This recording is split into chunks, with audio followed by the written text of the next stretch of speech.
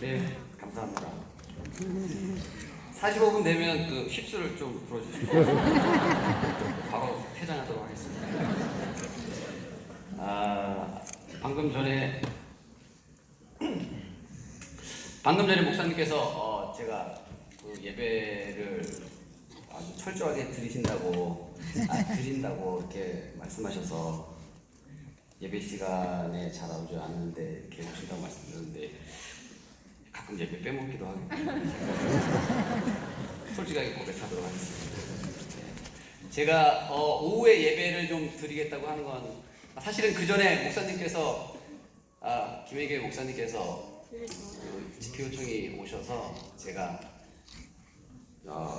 간증을 별로 그렇게 하고 싶지 않아서 제가 내년에 하겠다고 말씀드렸습니다. 그랬었는데 내년이 됐는데 저는 그러면 포기할 줄 알았는데 내년 후에 1년 있다가 또 연락 오셨더라고요.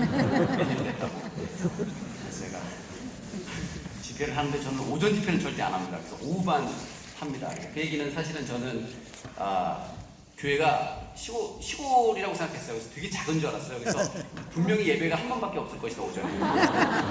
저는 오전에 무조건 저는 교회에서 예배를 드리고 오후 예배면 제가 갈 수 있겠다, 그런 생각을 했었거든요. 근데 오후에 예배가 있다는 거예요. 오후에 예배가 있어요? 그랬더니 오후에 예배가 있다. 그래서 그럼 제가 어쩔 수 없이 그냥 오후라도 그럼 제가 가도록 하겠습니다 그랬는데 다시 또 전화 오셔갖고 오전에 해주면 안 되겠냐고 너무 강권하셔갖고 제가 끝까지 한 3-4번 거절했었거든요. 근데 계속 말하시길래 어쩔 수 없이 왔는데 마치 제가 이제 믿음을 갖고 온 것처럼 말씀하셨어요. 죄송하게 생각합니다. 그리고 솔직하게 좀 말씀을 드리도록 하겠습니다. 그리고 큰 교회인지 몰랐습니다, 사실. 저는 시골 교회라고 생각해서요. 어르신들만 계신 줄 알았습니다. 그래서 그것이 저에게 되게 좀 부담됐어요. 왜냐면 저는 아주 1년에 한 5-6번 정도 제가 집회를 하는 것 같은데 보통 이제 청년들한테 얘기하거나 아니면 이제 전도 집회에서 하기 때문에 시골에서 어르신들이 계신데 몇 분 안 계실 테고 어르신들에게 제가 무슨 말을 했을까 했을 때 할 말이 거의 없더라고요. 그래서 제가 오면서도 계속 아까 할 말이 없는데 무슨 말 할까 하면서 같이 온 친구하고 같이 얘기하면서 왔는데 교회가 컸어요. 또 하나는 아까 여기 2층에서 보니까 꼬마들이 되게 많더라고요. 예배 드리는데 그래서 진짜 깜짝 놀랐습니다. 생동감도 있고 어르신들이 생동감이 없다는 뜻은 아니고요. 너무 이렇게 생각했던 것보다 어린 아이들도 많고 또 청년들도 많고 젊은 친구들도 많아서 이 균형이 너무 잘 잡혀 있구나. 어르신들과 어린 아이들과 참 보기 좋은 교회구나라는 느낌을 받았습니다. 45분 되면 제가 퇴장하도록 하겠습니다. 한 가지 오해가 있습니다. 이제 많은 사람들이 제가 이제 몇 번 간증을 하면 간증할 때는 나쁜 얘기는 하지 않거든요. 항상 이렇게 좋은 얘기 또 마치 이제 제가 되게 믿음이 좋은 척 그다음에 하나님을 잘 믿는 척 하기 때문에 많은 사람들이 제가 믿음이 되게 좋을 거라고 착각하거나 아주 신실할 거라고 착각을 합니다. 그래서 그게 저는 항상 간증할 때마다 그것이 저에게는 상당히 부담입니다. 왜냐하면 많은 사람들이 저를 볼 때 되게 사람은 항상 우리가 누군가를 평가할 때 과대평가하거나 과소평가하게 되는데 제가 생각할 때 저는 대표적으로 과대평가된 사람이기 때문에 그런 시선을 받는 것이 제가 좀 부담스럽습니다. 그래서 몇 번 제가 과거에 간증할 때 어떤 얘기를 했었냐면 다행인 것은 하나님께서는 저의 이 형편없는 신앙을 아시고 또 더 다행인 것은 제 아내가 제 신앙을 알고 있습니다. 어떤 사람인지. 그래서 아내가 어느 날 저한테 이랬어요. 당신은 이중인격자라고.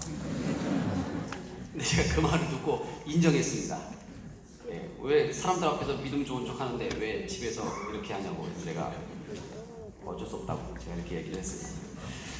그래서 제가 이런 것들이 항상 좀 고민이어서 제가 어느 날 집회 때 솔직하게 고백한 적이 있습니다. 제가 여러분들이 생각하는 것처럼 그렇게 믿음이 좋지 않다, 또 너무 오해다, 그런 눈으로 바라보지 않으셨으면 좋겠다. 그것이 너무 좀 부담됐어요. 그렇게 얘기를 제가 어느 집회에서 하고 나니까 마음이 좀 편해졌습니다. 나는 정말 그런 믿음이 좋은 사람이 아닌데 마치 이제 많은 분들이 믿음이 좋은 것처럼 착각하니까 솔직히 고백하니까 제가 좀 마음이 편해졌어요. 그리고 그 집회에서 제가 그 고백을 하고 단을 내려왔어요. 되게 홀가분한 마음으로 좀 이제 이 오해에서 좀 벗어날 수 있겠구나. 솔직하게 말하고 내려왔는데 내려오자마자 저쪽에서 두 분의 권사님이 저에게 막 달려오시는 거예요. 그런데 저에게 이렇게 이야기를 했습니다. 아니 이용수 선수는 믿음도 좋은데 어떻게 이렇게 겸손하게까지 하죠? 저한테 그렇게 말씀하셨는데 제가 여기서는 어떤 행동을 하도 과대평가되는구나, 과대포장이 되는구나 라는 생각이 들었습니다. 그래서 오늘도 여러분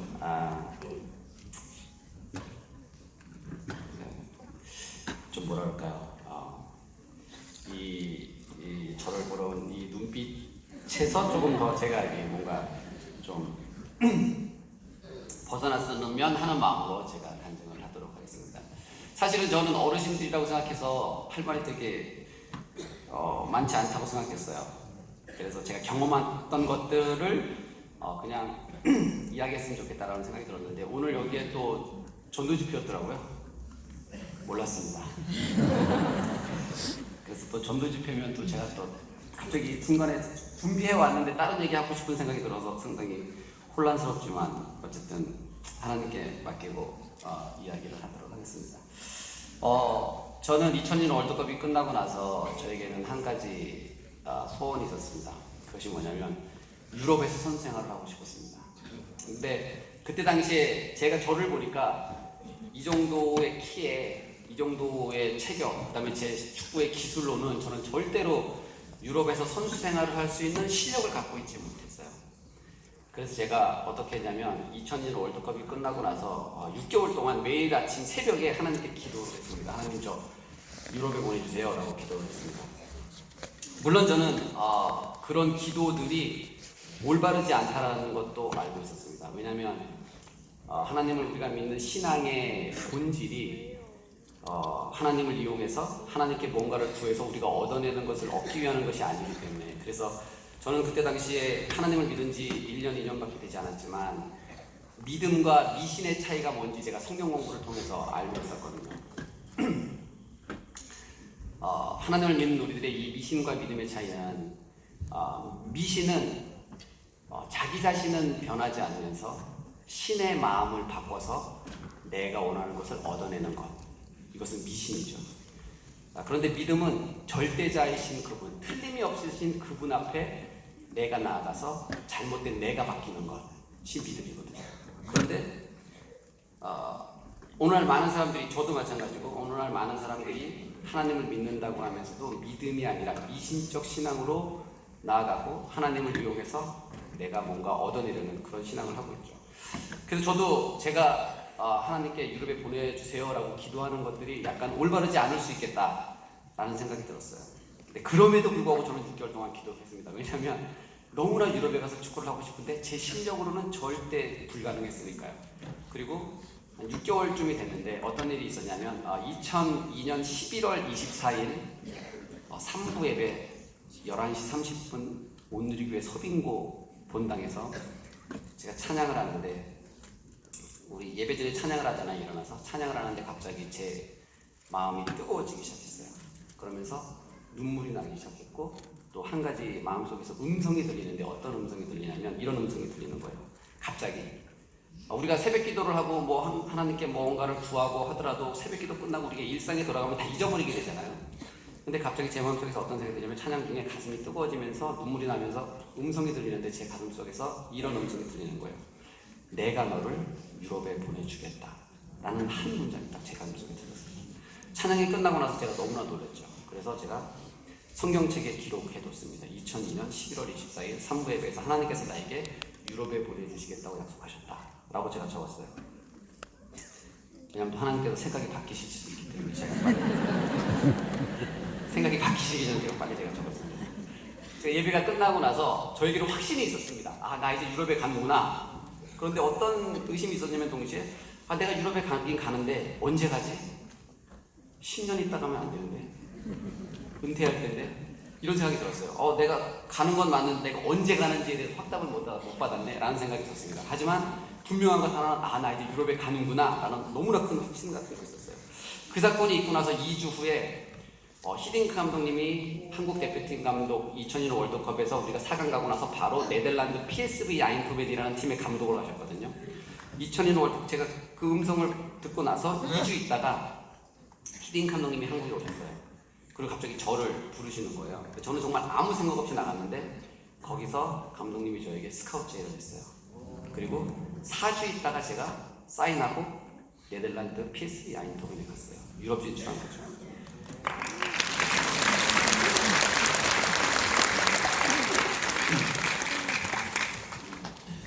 물론 저는 그때도 하나님께서 정말 살아계신다는 사실을 알고 있었습니다. 그런데 또 한편으로 저는 아주 격렬하게 아주 정말 그 인터넷에 보면 기독교 욕하는 친구들 있잖아요. 저는 그 친구들 마음을 충분히 이해합니다. 왜냐하면 제가 그랬었거든요. 제가 기독교니까 이 사람들 서로 사랑하라고 얘기하면서 자신들 사랑하지 않는 거예요. 서로 용서하라고 얘기하는데 자신들이 용서하지 않아요. 이상한 사람입니다. 그리고 다른 종교는 서로를 인정하는데 기독교는 다 자기들만 맞대. 너무 이기적으로 느꼈어요. 그런데 이제 제가 하나님을 확인하고 나서 완전히 제 생각이 바뀌기 시작했죠. 그리고 정말 하나님께서 우리와 함께 하시고 우리 일상에서 우리와 함께 하시는가? 하나님은 진짜 우리의 일거수일투족을 보고 계시는가? 진짠가 그것이? 우리 삶에 개입하고 계시는가? 우리가 그것을 확인할 수는 있는가? 라는 것들을 경험하는 여러 가지 사건이 있었습니다. 그 사건에 대해서 제가 한번 이야기를 해보도록 하겠습니다. 제가 토트넘에 네덜란드 갔다가 토트넘에 갔을 때예요. 토트넘에서 선수 생활하고 있을 때인데 어느 날 이제 점심 오전에 운동을 하고 점심에 집에 와서 아내랑 같이 밥을 먹는데 아내가 저에게 이런 얘기를 하는 거예요. 이번 주에 목사님 생신이라고 이렇게 말씀하는 거예요. 그런데 보통 이제 목사님께서 목사님 생신이라는 걸 말씀하지 않잖아요. 말씀하시나 보죠, 여기는. 당연히 목사님께서 목사님 생신이라는 사실을 말씀하지 않으셨죠. 그런데 이제 오랫동안 영국의 이민교회니까 작은 교회니까 오랫동안 다니셨던 권사님께서 이제 아내한테 알려준 거예요. 이번 주 목사님 생신이시라고. 그래서 제가 밥을 먹다가 오늘 목사님 이번 주에 생신이시라고 그래서 와이프가 저희가 몰랐으면 괜찮지만 알았으니까 우리 작은 선물이라도 한번 해주자. 밥을 먹으면서 아내랑 같이 이런 이야기를 했습니다. 그래서 그냥 가볍게 밥을 먹으면서 목사님 뭐가 필요하실까? 넥타이가 필요하실까? 양말이 필요하실까? 티셔츠가 필요하실까? 구두가 필요하실까? 아니면 가방이 필요하실까? 되게 여러 가지 다양한 이야기들이 나왔어요. 목사님 뭐가 필요하시지? 이렇게 나왔어요. 그러다가 어떤 이야기가 나왔냐면 목사님 뭐가 필요하시지? 하다가 갑자기 이제 양복 얘기가 나왔어요. 근데 양복 얘기가 나왔을 때 와이프랑 저랑 눈이 마주쳤습니다. 왜냐면 영국에서 양복은 맞춤밖에 없거든요. 무지하게 비쌉니다. 그래서 밥을 먹다가 되게 편하게 티셔츠, 장갑, 양말, 넥타이, 가방, 구두 이런 거 나왔을 때는 되게 부담이 없었는데 갑자기 양말 하는 순간 갑자기 와이프랑 저랑 눈이 마주쳤죠. 설마 양복은 아니겠지? 라는 생각을. 제가 그때 어떻게 했냐면 목사님께서 진짜 뭔가 필요하실 텐데 우리가 그걸 모르겠다. 그래서 농담 반 진담 반으로 와이프랑 저랑 어떻게 했냐면 그 조그만 종이 똑같은 거를 갖고 와서 거기다 다 적었어요. 성경에서 그랬던 것처럼 우리 한번 뽑기를 한번 해보자. 왜냐면 우리가 진짜 모를 때는 성경에서 뽑기를 자주 하니까 그러면 진짜 우리 한번 뽑기 해보자. 그래서 처음에 와이프랑 저랑 농담 반 진담 반으로 저희가 양복부터 해서 넥타이, 티셔츠 다 적었어요. 그러면서 이제 똑같이 적어서 주머니 하나를 갖고 와서 빈 주머니 하나 놓고 우리가 어떻게 기도드렸냐면 하나님 저희는 목사님께서 뭐가 필요한지 잘 모르겠는데 진짜 목사님이 필요한 거를 저희가 뽑을 수 있게 해주세요라는 기도도 드렸어요. 그러면서 이제 섞고 나서 제가 이제 와이프가 들고 제가 뽑았어요. 뽑으면서 제가 뭐라고 얘기했냐면 이렇게 얘기했어요. 설마 양복 나오진 않겠지? 그랬더니 와이프가 그럼 이렇게 저를 안심시켜줬어요. 제가 뽑았어요. 딱 뽑았는데 글쎄 양복이 딱 나와요. 근데 그때 제가 어떻게 했냐면 이랬어요. 이건 말도 안 되고 다시 뽑았어요. 그리고 제가 아내한테 다시 뽑아라고 얘기했어요. 그러니까 아내가 어떻게 하냐면 저한테 그렇지? 그럼 다시 뽑기 시작해요. 그래서 아내가 다시 뽑았어요. 근데 왠지 아내는 저보다 더 오래 돌리더라고요. 그래서 아내가 다시 뽑았어요. 그래서 저한테 줬어요. 그래서 제가 딱 폈어요. 또다시 양복이 나와요. 그 두 번째 양복이 딱 나오는 순간 제 마음속에 어떤 생각이 들었냐면, 그 전까지는 약간 농담 반 진담 반이었는데, 아, 이거는 뭔가 의미가 있겠다라는 생각이 갑자기 제 머릿속에 들기 시작했어요. 그리고 제가 그 주에 목사님께 런던 시내에서 같이 식사를 하자고 초대를 해서 목사님을 모시고, 식사 전에 제가 목사님을 양복점에 모시고 가서 양복을 해드렸어요. 근데 물론 이제 목사님께서 괜찮다고 계속 말씀하시죠. 근데 결국은 어쨌든 해드렸어요. 그리고 시간이 지났어요. 한 4주 정도가 지났을 때 우연찮게 제가 어떤 이야기를 듣게 됐냐면, 목사님 양복이 지난 10년 동안 겨울 양복이 딱 한 벌밖에 없었다는 거예요. 때론 목사님께서 여름에, 왜 제가 그걸 몰랐냐면, 여름에는 목사님이 겨울 양복이 딱 한 벌밖에 있지 않으시니까 여름에는 와이셔츠를 입고 말씀을 전하시고, 또 그랬기 때문에 제가 그것을 전혀 눈치채지 못했어요. 그런데 목사님께서 뭐라고 말씀하시냐면, 겨울에는 상관이 없는데, 10년 오래 낡았어도 겨울에는 상관이 없는데, 여름에는 10년이 넘은 이 양복 하나로 꼭 예의를 갖춰서 가야 되는 장소에서 양복이 없어서 너무나 고생했다라는 거예요. 그러면서 나중에 뭐라고 말씀하시냐면, 제가 목사님을 모시고 양복점으로 딱 들어가는 순간 목사님 머릿속에서, 아, 이것은 하나님이 주시는구나 라는 생각이 머릿속에 딱 들었다라고 말씀하시는 거예요.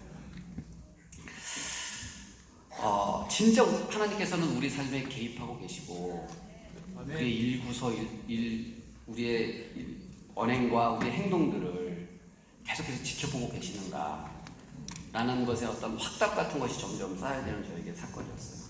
그리고 또 한번 여기 처음 이제 하나님을 믿기 위해서 오신 분들이 있다면, 우리 삶에서 일어나는 정말 많은 일들이 그냥 단순히 우연으로 일어나는지 아니면 하나님의 응답인지 한번 지금 일어나는 일들과 비교를 한번 해봤으면 좋겠습니다. 2014년 브라질 월드컵이 끝났을 때 저는 제가 2013년 축구 은퇴를 하고, 저는 캐나다 밴쿠버에서 MLS에서 은퇴를 했기 때문에 2013년 은퇴를 하고 나서 거기서 6년 7년 동안 제가 그 클럽 앰버서더를 했었어요. 제가 계속해서 7년 동안, 지난 그 7년 동안 제가 밴쿠버에 살고 있었는데, 2014년 브라질 월드컵이 끝난 후에 제가 이제 여름에 밴쿠버로 돌아갔어요. 캐나다로 돌아갔어요. 그리고 우리 그 UBC라는 대학교 안에, 그 대학 안에 저희 집이 있었고, 그 안에 이제 카페가 조그만 게 하나 있었는데, 그 카페에서 제가 이제 티를 한 잔 마시고 있는데 어떤 한국 청년이 지나가는 거예요. 그 UBC 대학을 다니는 한국 청년. 그 UBC가 몇만 명의 학생이 있고 한국 학생도 한 2,000명 정도의 학생이 있거든요. 근데 어떤 학생이 지나가면서 저를 딱 보더니 사인해달라고 그러더라고요. 그래서 사인을 해줬어요. 사진도 찍고 사인해주고 막 이러다가, 이 학교 다녀요? 그러니까 이 학교 다닌대요. 그래서 무슨 뭐 공부해요? 그러니까 이제 이 친구가 철학을 공부한다는 거예요. 근데 여러분도 아시는 것처럼 철학하고 기독교는 첨예하게 대립을 하거든요. 철학은 절대 신을 인정하지 않거든요. 그래서 이 친구가 철학을 공부한다고 하니까 그래요? 하면서 이제 대화가 시작되는데, 그 대화가 2시간 정도 시작됐어요. 결국은 어디까지 가냐면 창조론과 진화론까지 가서, 과연 일상이 하나님께서 만드셨냐 아니면 자연스럽게 진짜 원숭이가 사람이 된 거냐, 얘까지 가기 시작했어요. 근데 2시간이 지났는데도 도저히 이 결론이 나지 않는 거예요. 그래서 제가 그 친구한테 어떻게 얘기했냐면 이렇게 얘기했어요. 자, 이 동네에 산 지 얼마나 됐어요? 그랬더니 이 친구는 어렸을 때 이민을 와서 이 동네에 산 지 한 7, 8년 정도 됐대요. 근데 저는 그때 당시에 제가 이 동네에 산 지 한 3년 정도, 4년 정도 됐었거든요. 그러면 7, 8년 됐고 내가 3, 4년 됐는데 이 동네에 산지, 그럼 이 동네에서 우리가 3, 4년 동안 살면서 지금 마주친 게 첫 번째 아니냐? 맞대요. 첫 번째래요. 그러면 자, 우리 이렇게 하자. 우리가 하나님이 진짜 살아계신지 안 살아계신지 싸울 필요 없이 앞으로 일주일 안에, 우리가 지금 3, 4년 동안 이 동네, 같은 동네에 살면서 처음으로 마주쳤는데, 앞으로 일주일 동안 우리가 우연찮게 몇 번을 마주치면 하나님이 살아계실 수 있다라고 생각하겠냐? 라고 제가 질문을 했어요. 그러니까 그 친구가 저에게 뭐라고 얘기하냐면 이렇게 얘기하는 거예요.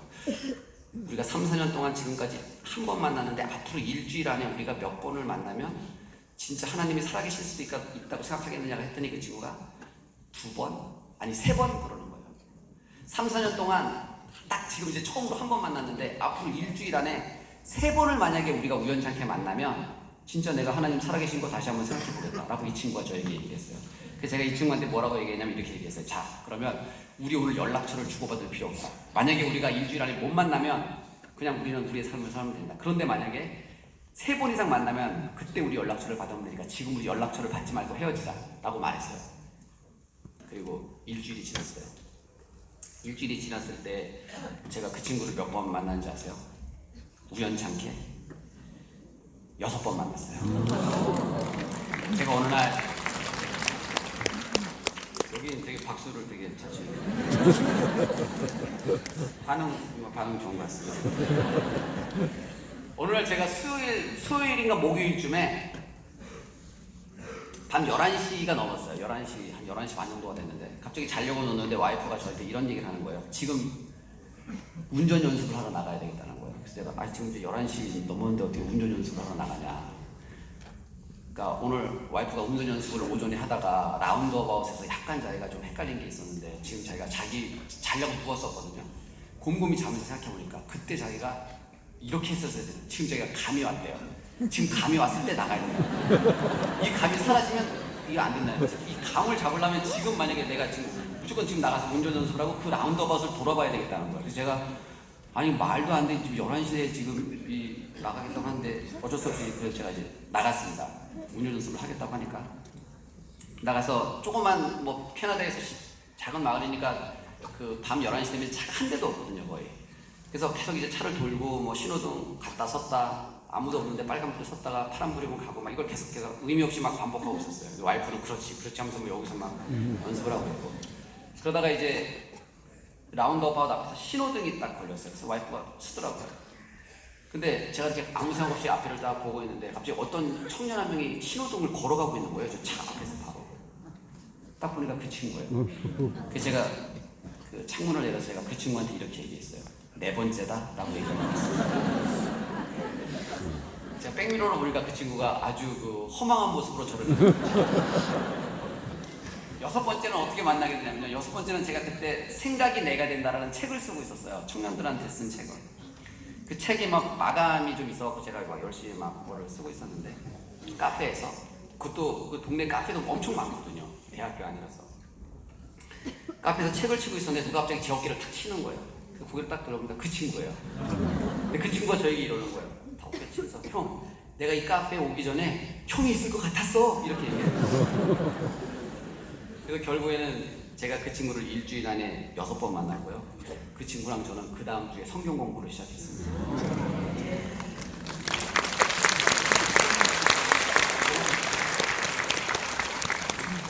이 일은 저는 절대 우연으로 일어날 수 있는 일이 아니라고 생각합니다. 제가 한 가지를 더 말씀드릴게요. 제가 아까 하나님의 음성을 듣고 내가 너를 유럽에 보내주겠다라는 음성을 듣고 제가 네덜란드에 갔잖아요. 아인토벤이라는 도시 갔어요. 그래서 아직도 제가 기억나는데 아인토벤에 내려서 암스테르담에 내려서 아인토벤까지 고속도로로 1시간 거리예요. 아인토벤은 산이 없고 다 이렇게 플랫하게 그냥 그 농지만 이렇게 있는데 그래서 농지 도로 사이에 이렇게 나무를 쫙쫙 일자로 큰 나무를 이렇게 세워놓거든요.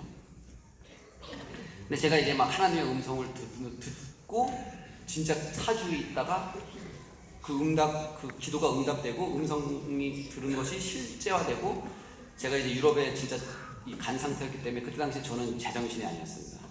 제가 고속도로를 타고 1시간 동안 암스테르담에서 아인토벤까지 가는데 그 고속도로 옆에 큰 나무들이 쫙 서 있더라고요. 근데 제가 그때 어떤 생각이 드냐면 내가 저 나무 쓰러져라 하면 쓰러질 것 같은데 막 이런 생각이 드는 거예요. 그래서 막 차마 쓰러져라라는 말을 못 하겠는 거예요. 진짜 쓰러질까 봐 막 이런 막 정말 제정신이 아닌 그런 어떤 성령 충만한 상태로 제가 이제 그 아인토벤에 갔어요. 근데 아인토벤에서 저를 통역해주는 친구가 한 명 있었어요.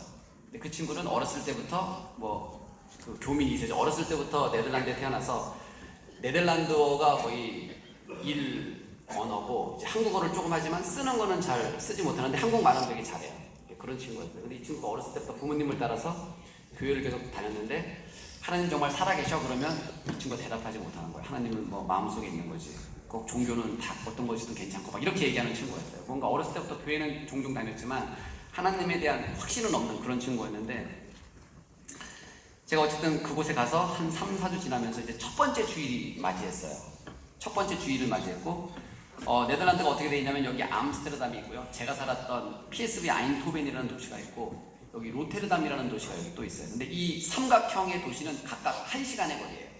근데 그때 제가 네덜란드에 와서 처음으로 주일을 맞이하는, 그래서 처음으로 교회를 이제 갈 수 있는, 왜냐면 와서 뭐 전주련 가고 그러느냐고 2, 3주를 그냥 스킵하고 처음으로 이제 주일날이 돼서 예배를 드릴 수 있는 그런 날이었는데, 제가 그 로테르담에 있는 한인교회를 가기로 결정했어요.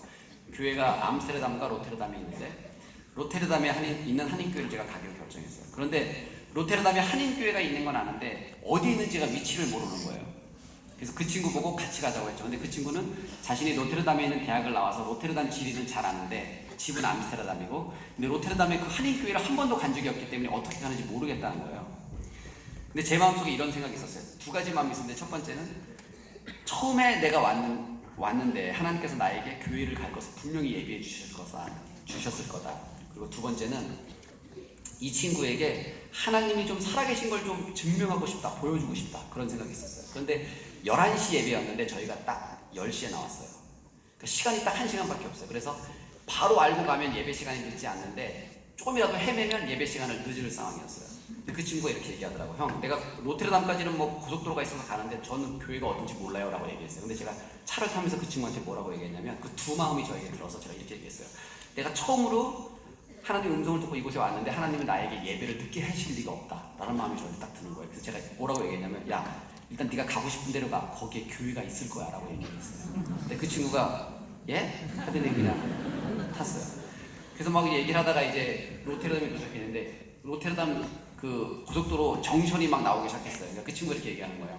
형, 이제 로테르담인데 여기서 어디서 나가야 되냐고, 어디서 빠져야 되냐고, 고속도로. 제가 그 친구한테 이렇게 얘기했어요. 네가 가고 싶은 데로 가, 거기에 교회가 있을 거야. 그러니까 형, 뭔 소리예요? 뭐 이러면서 얘기했어요. 또 이제 가니까 또 갈림길에 나오는 거예요. 형, 어디서 빠져요? 네가 원하는 데로 가, 이 친구가 형 그러면서 계속 오 하면서 계속 이제 뭐 왼쪽으로 빠졌다 오른쪽으로 빠졌다 또 여긴가 하면서 빠졌다 막 하는 거예요. 그래서 맨 마지막에 또 이 친구, 형 여기서 어떻게 가요? 도대체 이러다가 예배 시간 늦겠어요. 그래서 제가 네가 워낙 가는 곳에 교회가 있을 거야. 그렇게 한 3-4번을 했는데 갑자기 이 친구가 우회전 한 번을 형 하면서 막 불평을 막 하면서 우회전을 한 번 딱 하더니 여긴 것 같은데? 라고 얘기하는 거예요. 근데 거기에 진짜 교회가 있는 거예요. 제가 원하고자 하는 교회가. 제가 그곳에서 예배를, 물론 좀 저도 놀랐습니다. 왜냐면 저도 중간에 고속도로를 타고 그 친구에서 물어보면서 제가 이건 너무 무리수였나라는 생각도 솔직히 들었어요.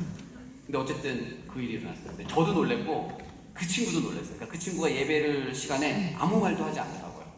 되게 심각한 표정으로 계속해서 예배 시간이 있더라고요. 그리고 예배를 드리고 점심을 먹고 이제 처음으로 왔으니까 저희가 이제 그 로테르담을 좀 이렇게 관광을 했어요. 2시간 관광을 하고 이제 다시 1시간 고속도로를 타고 아인토벤으로 오는데, 아인토벤으로 오는 그 고속도로 차 안에서 제가 그 친구한테 질문을 했습니다. 야, 어때? 진짜 하나님 살아계시지? 라고 얘기했어요. 근데 그 친구가 저한테 이렇게 대답하는 거예요. 형, 내가 오늘 사건을 보고 진짜 많이 고민했다. 도대체 어떻게 된 일이지? 라고 생각을 했는데 해답을 찾았다라고 얘기하는 거예요. 그래서 그래? 어떤 해답이니? 답을 얻었다는 거예요. 그래서 어떤 답이니라고 물어보니까 그 친구가 이렇게 얘기하는 거예요. 예전에도 자기가 마침 집에서 딱 나왔는데 버스가 온 적이 있다는 거예요. 그래서 갑자기 허리를 숙였는데 돈이 있은 적이 있고 그런 날이 있다는 거예요. 오늘 제가 아무리 생각해도 그 친구가 그 F1이라고 자동차 경주를 되게 좋아해요. 그러니까 자기가 운전하는 걸 좋아하고 자동차를 좋아하니까 제가 또 운전을 잘한대요. 그래서 감각적으로 제가 찾아온 것 같다. 이런 일이 겹치는 날이 있는데 오늘이 그 날인 것 같다. 딱 얘기를 하는 거예요. 근데 그때 제가 어떤 생각이 들었냐면,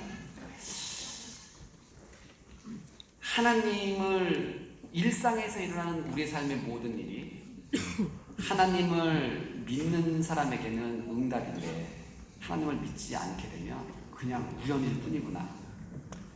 응답과 우연의 차이는 하나님을 아는가 모르는가, 하나님을 믿는가 믿지 않는가의 차이구나. 이런 똑같은 일을 경험하고도 이렇게 정반대로 반응할 수 있구나 라는 생각을 제가 그때 차 안에서 하게 됐습니다. 그 말을 하면서 제가 너무나 답답한 거예요. 그래서 이제 예배드리고 점심을 교회에서 먹고 그다음에 관광 좀 하다가 다시 1시간 타고 내려오니까 또 저녁 시간이 됐어요. 그래서 이제 그때는 제가 혼자 가 있었기 때문에 밥을 해 먹을 수 있는 상황이라서 항상 식사를 밖에서 했었거든요. 초창기라서 식사 시간이 돼서 이제 저녁을 먹으러 다시 이제 그 에인토벤 식당을 가기로 이제 했는데, 그 에인토벤이 어떻게 되냐면 이렇게 동그랗게 원이 있는데, 보통 이제 이 식당을 가기 위해서 여기에 큰 주차장이 있어요. 돈 내고 주차하는 유료 주차장이 있어요. 한 100대 정도 될 수 있는 유료 주차장이 있고, 조금만 더 가면 여기에 무료 주차장이 있어요. 이 무료 주차장은 한 5~6대 될 수 있는데 돈 안 내도 돼요. 근데 문제는 뭐냐면 여기는 무료 주차, 여기는 유료고 여기는 무료인데, 무료에 갔다가 만약에 여기에 자리가 없으면 이게 원웨이라서 한 바퀴를 크게 돌아야 돼요. 한 15분을. 그런 약점이 있어요. 그래서 웬만하면 여기를 가지 않아요. 왜냐면 여기 무료로 가려고 여기 됐다가 자리가 없으면 15분을 돌아야 되니까 크게 그냥 무조건 여기 유료 주차장을 가거든요. 그래서 저희도 이제 식당에 가려고 그 유료 주차장에 갔어요. 근데 유료 주차장에 갔는데 유료 주차장이 자리가 꽉 찬 거예요. 하나도 없는 거예요. 그러니까 그 친구가 저보고 뭐라고 하냐면, 형 우리 여기서 유턴해 갖고 저 반대쪽에 대고 좀 5분 걸어옵시다 이렇게 얘기하는 거예요. 근데 제가 거기서 또 어떤 얘기를 했냐면, 이 친구한테 하나님이 살아계시다는 사실을 꼭 좀 알려주고 싶은 거예요. 제가 그 친구한테 저도 모르게 이렇게 말해버렸어요. 야, 무료 주차장이 있는 데로 가. 거기 한 대가 있을 거야 라고 얘기했어요. 왠지는 모르겠습니다. 왜 제가 지금 생각하면 제정신이 좀 아닐 텐데. 왜냐면 거기에 이 친구한테 뭔가 정말 너무 답답한 거예요. 정말 하나님 살아계신데 이걸 좀 얘기해 주고 싶었어요. 그러니까 이 친구가 뭐라고 얘기하냐면, 형 거기 만약에 갔다가 자리 없으면 우리 지금 15분 돌아야 된다. 얼마나 손해냐. 잘 생각해라. 지금 옆에 좀만 돌아서 가서 한 2~3분 걸어오면 되는데 그걸 왜 무리하게 그 모험을 해갖고 15분을 돌려고 하냐 이러는 거예요. 그래서 제가 야 거기 가고 자리가 하나 있어 라고 얘기했으니까 그 친구가 불평을 엄청 하면서, 형 진짜 말도 안 되는, 이러면서 이제 차를 뺐어요. 그러면서 그 원웨이에 가는 무료 주차장 쪽으로 우회전을 해서 딱 돌아섰는데, 돌아서자마자 그 6대가 서 있는 맨 뒤에 차 한 대가 나가는 거예요. 그래서 거기에 저희가 차를 댔어요. 바로. 그리고 식당에 갔습니다. 제가 그 친구한테 다시 물었어요. 야, 이번엔 너 진짜지? 이거는 이제 너 믿을 수밖에 없지? 라고 말했어요. 그 친구가 저한테 한마디 대답했어요. 오늘이 그날이라니까?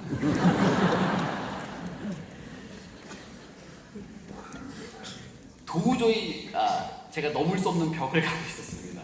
그래서 아까 말씀드렸던 것처럼, 야, 정말 우리 일상에서 일어나는 이 우연, 오늘 아침에 내가 눈 뜬 것이, 또 내가 산책을 할 때 들에 핀 꽃이 내 옆에 핀 것이, 내가 오늘 호흡하고 이 가을날, 이 초겨울에 따뜻한 햇빛이 비치는 것이 하나님을 믿는 우리들에게는 엄청난 하나님의 사랑이고 은혜인데, 하나님을 믿지 않는 사람들에게는 그저 당연한 우연일 뿐이구나.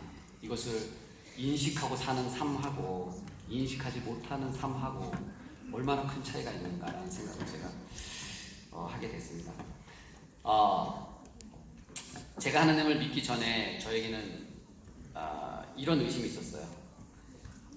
하나님 만약에 살아계심을 나에게 보여주면 제가 믿겠다 라는 그런 생각이 있었습니다. 그래서 제가 하나님을 믿기 전에, 오늘 처음 하나님을 믿기 위해서 오신 분들이 있다고 하니까 꼭 이 얘기를 해주고 싶은데,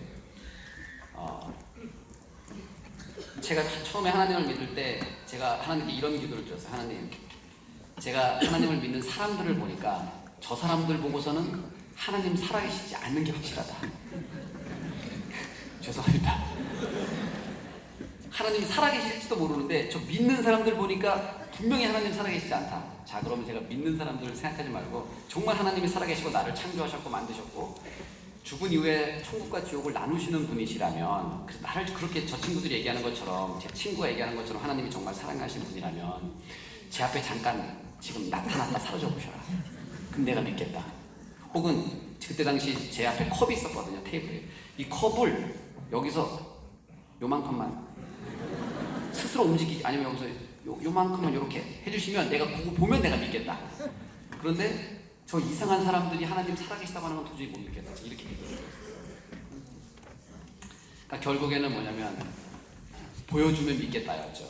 그런데 제가 시간이 지나고 나서 성경 공부를 하면서 하나님을 봤던 사람들이, 하나님을 눈으로, 예수님을 눈으로 봤던 사람들이 예수님을 십자가에 못 박아 죽이는 걸 보면서 눈으로 보는 것과 믿음은 전혀 상관없는 거구나 라는 사실을 제가 그때 경험하게 됐어요. 최근 작년쯤의 일인 것 같은데요.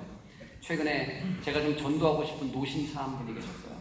그래서 제가 하나님 얘기도 많이 해드리고 만날 때마다 이제 막 전도를 해드렸는데, 그분이 어느 날 다시 만나서 이제 요즘 어때요? 좀 교회 가시기로 결심하셨어요? 라고 말씀을 드렸더니 그분이 저에게 이렇게 얘기하는 거예요.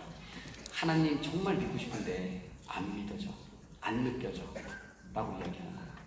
믿어지거나 느껴지거나 하나님을 보면 믿겠는데 안 보이고 안 느껴져서 못 믿겠어 라고 이렇게 말씀하시는 거예요. 제가 그 말씀을 듣고 집에 와서 너무나 이해가 갔습니다. 왜냐하면 제가 바로 가졌던 그 감정이거든요. 하나님을 볼 수 없고 느껴지지 않기 때문에 하나님이 안 계신다고 생각하는 거, 믿을 수 없는 거. 그런데 진짜 우리가 느끼지 못하고 우리가 보이지 않는다고 해서 존재하지 않는 것인가? 라는 생각을 그때 제가 하게 됐습니다. 여러분들은 머리카락이 자라고 있다는 사실을 여러분들은 느끼십니까? 지금 머리카락은요 0.016mm per hour의 속도로 자라고 있습니다. 평균적으로. 그리고 지금 지구는 10만 8천 킬로미터 per hour의 엄청난 속도, 마하 88의 속도로 지금 지구가 돌고 있어요. 우리는 분명히 머리카락이 자라고 있지만 느껴지지 않고, 이 지구가 마하 88의 엄청난 속도로 달리고 있지만 느끼지 못하는 거죠. 하지만 머리카락은 자라고 있고 이 지구는 지금 돌고 있습니다. 우리가 느껴지지 않는다고 해서 존재하지 않는 것은 아니다라는 사실을 제가 오늘 만약에 이곳에 처음 오신 분이 있다면 꼭 이야기를 주고 싶고요. 제가 그랬던 것처럼 여러분이 하나님을 부르고 예수님을 믿기로 결단하고 또 기도만 하면 하나님을 분명히 느끼고 만지고 냄새 맡고 볼 수 있는 시간이 반드시 올 거라고 생각합니다. 제가 캐나다에서 밴쿠버에서 한국 온 지 한 1년 정도 됐는데요. 1년 오기 전에 제가 밴쿠버에서 경험했던 일이에요. 저는 그때 당시에 이제 연말에 계속해서 이제 새벽 기도를 했었어요. 그래서 제 삶의 루틴이 어떻게 되냐면 새벽 5시에 일어나서 1시간 동안 말씀 읽고 기도하다가 새벽 6시에 차로 5분 정도 가면 카페가 하나 열어요. 6시. 그래서 6시에 제가 가서 거기서 1시간 정도 말씀 커피 마시면서 말씀 묵상하면서 이따가 이제 집에 와서 아이들 학교 가는 거 도와주는 게 그때 제 아침에 매일같이 일어나는 똑같은 루틴이었어요. 그래서 어느 날 제가 똑같이 이제 아침에 일어나서 5시에 일어나서 기도하고 묵상한 다음에 이제 차를 마시러 갔어요. 근데 그날따라 눈이 좀 많이 왔어요. 그래서 차를 마시러 딱 갔는데 5시 한 55분쯤에 도착했어요. 5시 55분쯤에 차를 딱 세우고 한 5분 정도 있다가 들어가야지 라고 딱 생각했는데 갑자기 가로등이 차에 이 가로등이 다 꺼지기 시작하는 거예요. 근데 정전이 됐어요. 그 마을 전체가. 근데 아마 밴쿠버는 눈이 저쪽 동부는 되게 눈이 많이 오지만 이 서부는 눈이 잘 안 오거든요. 거의 안 오고 비만 오는데 그날따라 눈이 엄청나게 많이 와서 아마 어디 전선이 잘못됐다든가 아니면 전봇대가 어떻게 좀 문제가 생겼나 보다라는 생각이 들었어요. 그래서 제가 그때 어떤 생각이 들었냐면 정전이 돼서 이 카페 문을 안 열 텐데 분명히 한 2-30분 있으면 복구해서 열 수도 있겠다. 기다렸다가 잠시 차를 마시고 갈까? 아니면 그냥 집에 갈까? 라는 고민을 했어요. 그러다가 어떤 결정을 내렸냐면 한 2-30분 기다렸다가 정전 분명히 금방 들어올 테니까 차 마시고 집에 가자 라는 생각으로 기다렸어요. 근데 기다리는 시간에 제가 할 게 없잖아요. 그래서 제가 어떻게 했냐면 기다리는 한 30분 동안 기도를 했어요. 차 안에서 여러 가지 그때 제가 갖고 있던 기도 제목을 기도했어요. 눈이 막 내리는 상태에서. 그리고 30분 동안 제가 눈을 감고 기도를 하고 한 30분 정도 지나서 눈을 딱 떴어요. 눈을 감았다가 눈을 딱 떴는데 제가 너무나 깜짝 놀랐습니다. 왜냐면 눈을 감았잖아요. 눈을 떴는데 눈을 감은 거나 뜬 거나 똑같은 거예요. 아무것도 보이지 않는 거예요. 왜 그런 현상이 나타나냐면 새벽에 칠흑같이 어두운 그 거리에 일단 정전이 됐잖아요. 그러니까 모든 불이 다 나갔어요. 거기다가 눈이 왔잖아요. 눈이 차 창밖을 다 덮어버렸어요. 차 창문을 다 덮어버리니까 눈을 뜬 것하고 감은 것하고 똑같더라고요. 하나도 보이지 않는 거예요. 순간적으로 제가 눈을 떴다가 깜짝 놀랐어요. 안 떴는 줄 알고. 이게 뭐지? 이런 생각. 진짜 하나도 보이지 않는 거예요. 근데 그때 제가